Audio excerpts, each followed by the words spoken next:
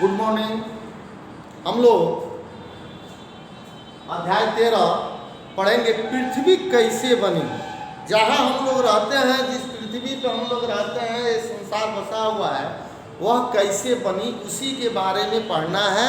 उसी की बनावट, उसी की आकार, उसी की संरचना के बारे में जो है इस पाठ में हम लोग को पढ़ना है। ठीक है। पृथ्वी सूर्य के चारों ओर घूमती है।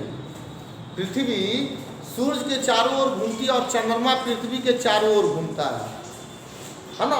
संभवतः यानी शायद आपको यह भी पता होगा कि ऐसे ही और भी कई गोले हैं जो पृथ्वी की भांति सूर्य की परिक्रमा, सूर्य की चक्कर लगाती है ना।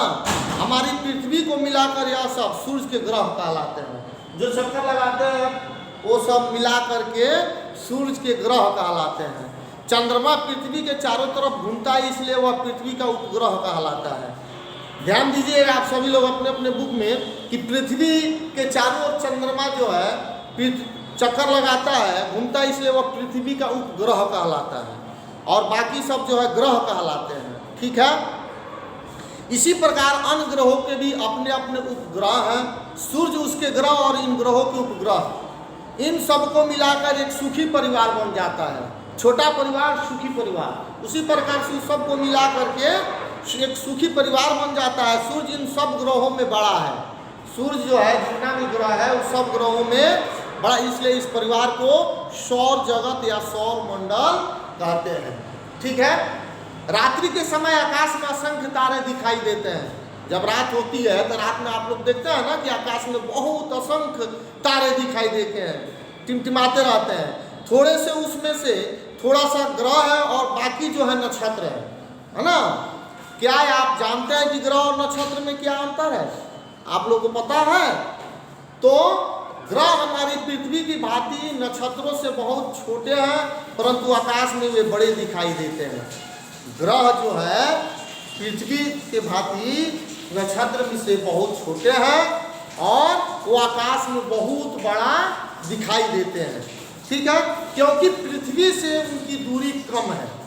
पृथ्वी की और उनकी दूरी नज़दीक में है ना। ठीक ऐसा ही समझो जैसे चंद्रमा जो बिल्कुल बच्चे की तरह है, हमारे निकट होने के कारण यह इतना बड़ा दिखाई पड़ता है। नक्षत्रों और ग्रहों को यह देखकर, है ना, नक्षत्र और ग्रह को जब हम लोग देखते हैं तो देख करके पहचाना जा सकता है कि वे जगमगाते हैं, चमकते हैं या नहीं। ठीक है। नक्षत्र जगमगाते हैं, ग्रह नहीं जगमगाते हैं। नक्षत्र जो है चमकता है, जगमगाते रहता है और ग्रह नहीं जगमगाता है। इसका कारण है कि ग्रह सूर्य के प्रकाश से चमकता है। ग्रह ये सूर्य के गोला जो आप लोग सूर्य देखते हैं उसकी प्रकाश लेकर के वो चमकता है और चंद्रमा ग्रहों में हम जो चमक देखते हैं वह सूर्य के प्रकाश के ही चमक है। असली नक्षत्र बिल्कुल सूर्य की भांति जलते हुए आग का गोला है ना, जो प्रकाश से चमकते हैं। सूर्य भी एक नक्षत्र है। पृथ्वी से उसकी दूरी दूसरे नक्षत्रों से कम है, इसलिए वह हमें आग का बड़ा सा गोला दिखाई देता है। ठीक है। हमारी पृथ्वी भी सूर्य के परिवार में से एक है। ये पृथ्वी जो है, जो सौर मंडल है या सौर परिवार है, उसमें से पृथ्वी भी उसी का एक अंग है। हम समझते हैं कि पृथ्वी बहुत बड़ी है, देखने में हमें छोटी लगती है, पर है यह बहुत बड़ी।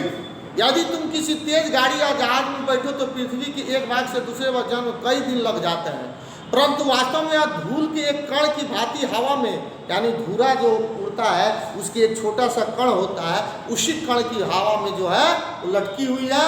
सूर्य इससे करोड़ों मील दूर है और अन्य नक्षत्र इससे भी अधिक दूर है, जो आपके फिगर में दिखाया गया है। वैज्ञानिक का कहना है कि बहुत समय पहले हमारी पृथ्वी तथा अन्य सारे ग्रह सूर्य में ही मिले हुए थे, यानी सूर्य के सटे हुए थे।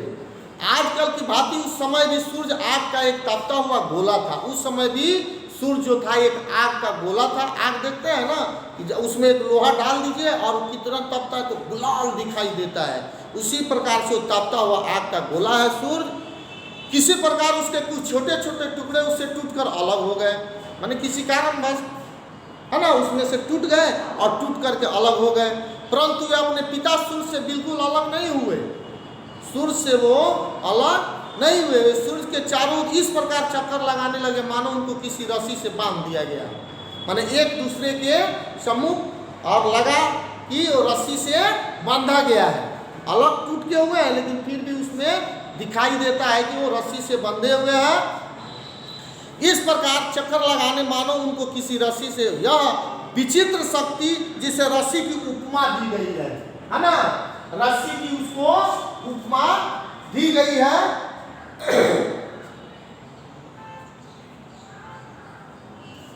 एक ऐसी शक्ति है जो सदा छोटी चीजों को अपनी ओर खींचती रहती है, वह वही शक्ति है जो भारी चीजों को पृथ्वी पर गिरा देती है, जिसे गुरुत्वाकर्षण कहते हैं। आप लोग साइंस में गुरुत्वाकर्षण के बारे में पढ़े होंगे। तो गुरुत्वाकर्षण जो है पृथ्वी की तरफ वो आकर्षित कर कोई भी चीज को ऊपर ना जाके वो जमीन पे ला लेती है। हमारे पास पृथ्वी सबसे भारी चीज है, इसलिए वह प्रत्येक चीज को अपनी ओर खींच लेती है। पृथ्वी भी इसी प्रकार सूर्य से अलग हुई थी, उस समय बहुत गर्म रही होगी। पृथ्वी जो है सूर्य से अलग हुई है और उस समय ये पृथ्वी भी बहुत गर्म होगी, है ना। पृथ्वी का एक टुकड़ा टूटकर निकल गया और चंद्रमा बन गया। पृथ्वी से एक टुकड़ा टूटा और वो अलग हो गया तो चंद्रमा बन गया। बहुत लोगों की धारणा है कि चंद्रमा का निकलने से जो गड्ढा वही जापान और अमेरिका के बीच जो है, जापान और अमेरिका के बीच जो प्रशांत महासागर है, वो पृथ्वी को ठंडा होने में काफ़ी समय लग गया। धीरे धीरे उसकी ऊपरी सतह है ना, ऊपरी भाग, किसी वस्तु का ऊपरी भाग सतह है ना, वो ठंडी हो गई, परंतु भीतरी भाग गर्म बना रहा। जब हम गड्ढा खोदते हैं, अधिक अंदर जाते हैं तो मिट्टी थोड़ी गर्म निकलती है। आज भी यदि तुम किसी कोयले की खान में ज्यों-ज्यों नीचे जाओगे गर्मी बढ़ती जाएगी। यदि तुम बहुत नीचे चले जाओगे तो तुम्हें पृथ्वी अंगारे की भांति दिखाई देती है ना। तो उसके बाद से जब वो पृथ्वी भाग गर्म होती है, आज भी यदि तुम किसी कोयले की खान में ज्यों-ज्यों नीचे जाओगे गर्मी बढ़ती जाएगी, ठीक है। यदि तुम बहुत नीचे चले जाओगे तो तुम्हें पृथ्वी अंगारे की भांति मिलेगी, यानी बहुत गर्म आग का गोला की तरह हमें दिखाई देगा। चंद्रमा पृथ्वी से भी छोटा था, इसलिए उसके ठंडे होने में और भी कम समय लगा। चंद्रमा जब पृथ्वी से टूट के अलग हुआ और चंद्रमा बना तो वो पृथ्वी से छोटा था, उसको ठंडा होने में कम समय लगा, ज़्यादा समय नहीं लगा।